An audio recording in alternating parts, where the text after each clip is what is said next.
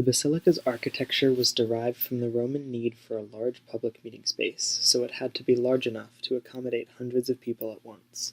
To achieve this, the Romans drew upon the Grecian concept of a stoa.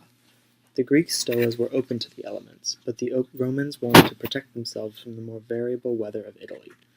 To do this, the Romans decided to add walls between the exterior columns. The central area they left as a long colonnade down the middle of the building, forming a wide open space called the nave. On either side of the nave were two aisles, usually half the height and half the width of the central area.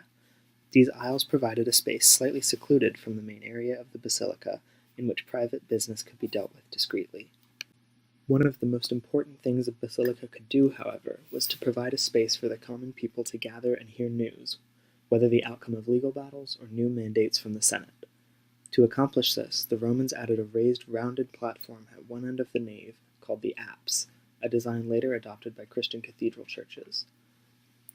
Unlike cathedrals, the entrance to the basilica was on the longer side of the center of the building.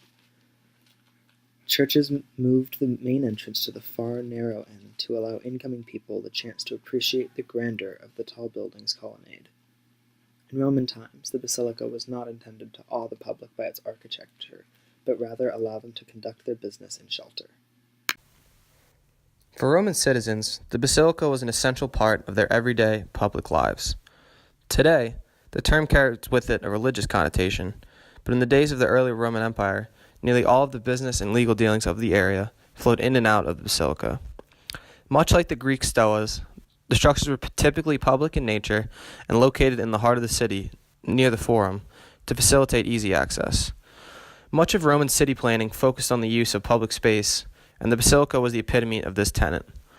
The first basilica, the Basilica Portia, was built by Cato during the Roman Republic period, and subsequent emperors either rebuilt decaying basilicas or began construction on their own architecture, following Cato's example. For the Roman people, the basilica served as a site for business and legal dealings, but for the financiers and emperors who catalyzed their development, the basilicas served as a grand representation of their wealth and status within Rome. Basilicas were not always freestanding buildings, and they could sometimes be addition to larger complexes. In the bathhouses or thermae of Rome, basilicas were used for physical exercise and walks. Private basilicas even existed in larger residences and served the owners and magistrate as a reception hall and a place to conduct business within the confines of their own home. There are a variety of different uses for the basilica because its purpose and function in society has evolved over time. Basilicas were first built during the 2nd century BCE and were used as meeting places for administration, marketplaces, or courts of law. However, after the Roman Empire was Christianized by Constantine I, the basilica became a place of worship. Nowadays, basilicas are distinguished for their antiquity or for their association with a major saint. Basilicas are still used around the globe today as places of religious worship. The Basilica Portia is an example of a secular basilica in ancient Rome. It was constructed in 184 BCE by the famous general and politician known as Cato the Elder. This basilica of the late Republic housed the tribune of the plebs, which was the first government body that gave commoners power. This political body functioned as a check and balance of the Senate's power. Unfortunately, the basilica was destroyed by a fire in 52 BCE and it was not rebuilt.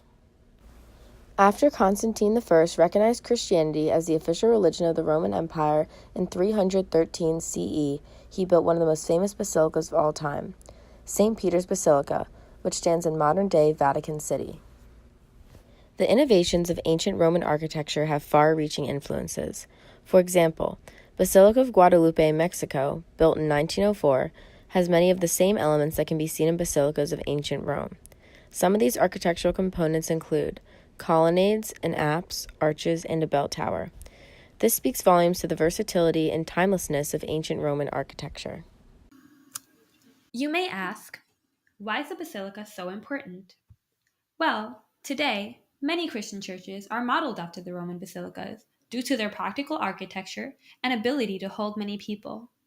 The word basilica is a title of honor given to church buildings that are distinguished either by their antiquity or by their role as international centers of worship. The title gives the church certain privileges, such as the right to reserve its high altar for the pope or cardinal, as well as privileges that remove the basilica from local geographical jurisdiction. Although more recently converted to the function of a Christian church, the basilica was clearly designed as an imperial audience hall.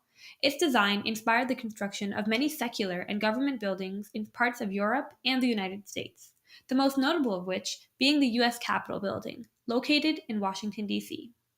Due to its brilliance and genius, the basilica is recognized as one of the greatest architectural marvels of the ancient world and continues to influence much of today's contemporary society.